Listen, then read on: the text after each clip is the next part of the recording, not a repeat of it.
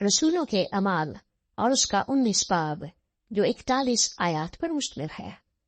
और जब अपुल्लोस कुरिन्थुस में था तो ऐसा हुआ कि पौलुस ऊपर के इलाके से गुजरकर इफिसुस में आया और कई शागिर्दों को देखकर उनसे कहा, क्या तुमने ईमान लाते वक्त रूहुल कुद्स पाया? उन्होंने उससे कहा, हमने तो सुना भी नहीं कि रूहुल कुद्स नाजिल हुआ है। उसने कहा, बस तुमने किसका बपतिस्मा दिया? उन्होंने कहा, यूहन्ना का बपतिस्मा। पौलुस ने कहा, यूहन्ना ने लोगों को ये कहकर तौबा का बपतिस्मा दिया कि जो मेरे पीछे आने वाला है उस पर यानी यीशु पर ईमान लाना। उन्होंने ये सुनकर खुदावंद यीशु के नाम का बपतिस्मा लिया। जब पौलुस ने उन पर हाथ रखे तो रूहुल कुद्स उन पर नाजिल हुआ और वो तरह तरह की ज़बानें बोलने और नबूवत करने लगे और वो सब तखमीनन 12 आदमी थे। फिर वो इबादत खाने में जाकर 3 महीने तक दिलेरी से बोलता और खुदा की बादशाही की बाबत बहस करता और लोगों को कायल करता रहा।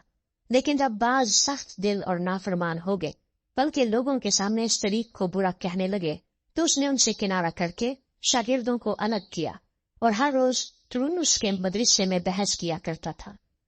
2 वर्ष तक यही होता रहा, यहाँ तक कि आसिया के रहने वालों, क्या यहूदी क्या यूनानी, सब ने खुदा उनका कलाम सुना और खुदा पौलुस के हाथों से खास खास मौजज़े दिखाता था। यहाँ तक कि रुमाल और पटके उसके बदन से छुआ कर बीमारों पर डाले जाते थे और उनकी बीमारियां जाती रहती थीं और बुरी रूहें उनमें से निकल जाती थीं। मगर बाज यहूदियों ने जो झाड़ फूंक करते फिरते थे ये इख्तियार किया कि जिनमें बुरी रूहें हों उन पर खुदावंद यीशु का नाम ये कहकर फूंके कि जिस यीशु की पौलुस मनादी करता है मैं तुमको उसी की कसम देता हूँ। और सिकवा यहूदी सरदार का इनके साथ बेटे ऐसा किया करते थे। बुरी रूह ने जवाब में उनसे कहा कि यीशु को तो मैं जानती हूँ और पौलुस से भी वाकिफ हूँ, मगर तुम कौन हो? और वो शख्स जिस पर बुरी रूह थी कूद कर उन पर जा पड़ा और दोनों पर राडेबा कर ऐसी ज्यादती की कि वो नंगे और जख्मी होकर उस घर से निकल भागे। और ये बात इफिसुस के सब रहने वाले यहूदियों और यूनानियों को मालूम हो गई। बस सब पर खौफ छा गया और खुदावंद यीशु के नाम की बुजुर्गी हुई। और जो ईमान लाए थे उनमें से बहुतेरों ने आकर अपने अपने कामों का इकरार और इजहार किया और बहुत से जादूगरों ने अपनी अपनी किताबें इकट्ठी करके सब लोगों के सामने जला दी। और जब उनकी कीमत का हिसाब हुआ तो 50,000 रुपए की निकले। इसी तरह खुदावंद का कलाम जोर पकड़कर फैलता और गालिब होता गया। जब यह हो चुका तो पौलुस ने जी में ठाना कि मकदूनिया और अखिया से होकर यरूशलेम को जाऊंगा और कहा कि वहां जाने के बाद मुझे रोमा भी देखना जरूर है।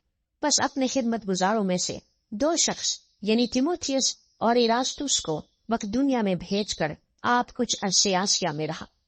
उस वक्त इस तरीक की बाबत बड़ा फसाद उठा क्योंकि दिमित्रियुस नाम एक सुनार था जो अर्तेमिस के पहले मंदिर बनवाकर उस पेशे वालों को बहुत काम दिलवा देता था।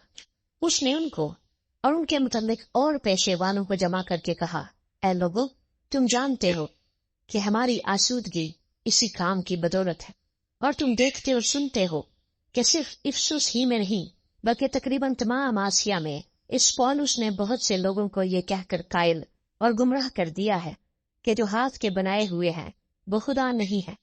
बस सिर्फ यही खतरा नहीं कि हमारा पेशा भी कदर हो जाएगा बल्कि बड़ी देवी अर्तेमिस का मंदिर भी नाचीज हो जाएगा और जिसे तमाम आसिया और सारी दुनिया पूजती है खुद उसकी भी अजमत जाती रहेगी।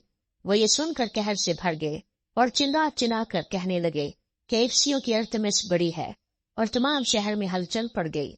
और लोगों ने ग्रीस और एरिस्तर्खुस मकदूनिया वालों को जो पौलुस के हम सफर थे पकड़ लिया और एक दिल होकर तमाशा गाह को दौड़े। जब पौलुस ने मजमे में जाना चाहा तो शागिर्दों ने जाने ना दिया और आसिया के हाकिमों में से उसके बाज दोस्तों ने आदमी भेजकर उसकी मिन्नत की कि तमाशा गाह में जाने की जुर्रत न करना। और बाज कुछ चिनाए और बाज कुछ, क्योंकि मजलिस दरहम बरहम हो गई थी और अक्सर लोगों को ये भी खबर न थी कि हम किस लिए इकट्ठे हुए हैं।